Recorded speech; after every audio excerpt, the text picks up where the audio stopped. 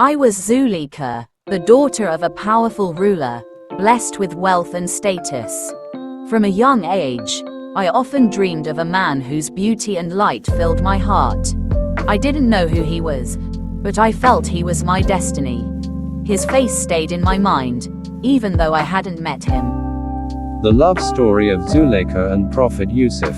Joseph is a tale of love, desire, repentance, and transformation. I was Zulekha, the wife of Potiphar al-Aziz, a powerful man in Egypt. I had everything one could desire: wealth, status, and luxury. But my life felt empty, as if something important was missing. Then, one day, I saw him, Yousuf, a young man my husband had brought into our home as a servant. His beauty was beyond anything I had ever seen. His grace, character, and presence captivated me.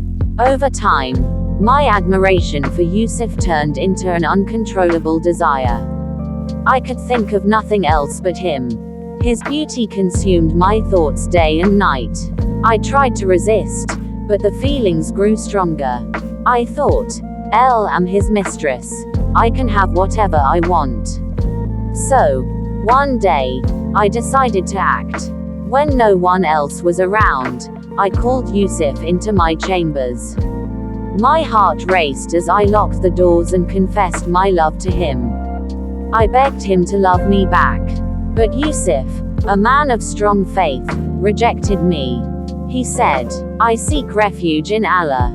My master has treated me well. How could I betray him?"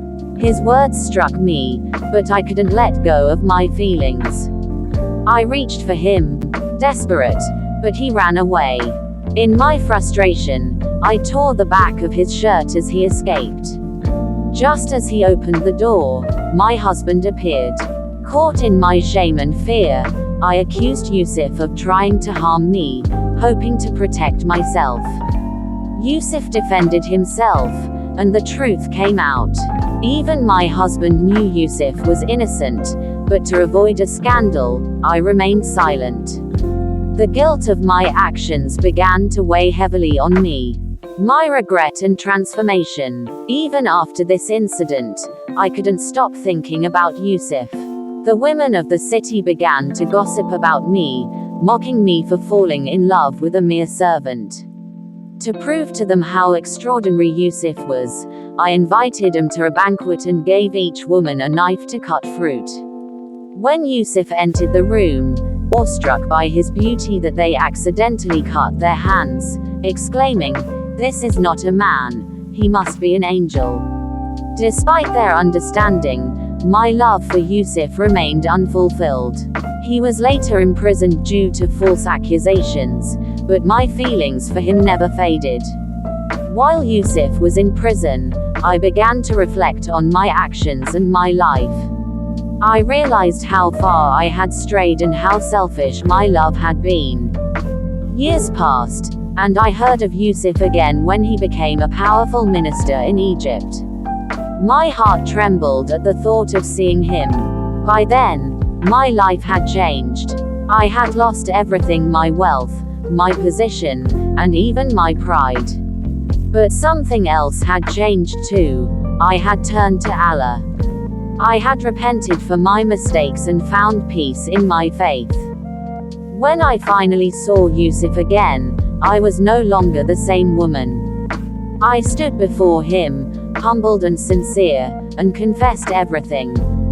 I admitted my wrongdoing and told him how my selfish love had turned into a purer, deeper respect and admiration. Yousuf, in his mercy and kindness, forgave me. The conclusion. By Allah's plan, Yousuf and I were eventually married. What began as an obsession rooted in worldly desire transformed into a story of redemption, true love, and faith. Yousuf taught me that real love is selfless, guided by faith and virtue. Looking back, I thank Allah for guiding me to repentance and giving me a chance to live a life of meaning and goodness by Yousuf's side.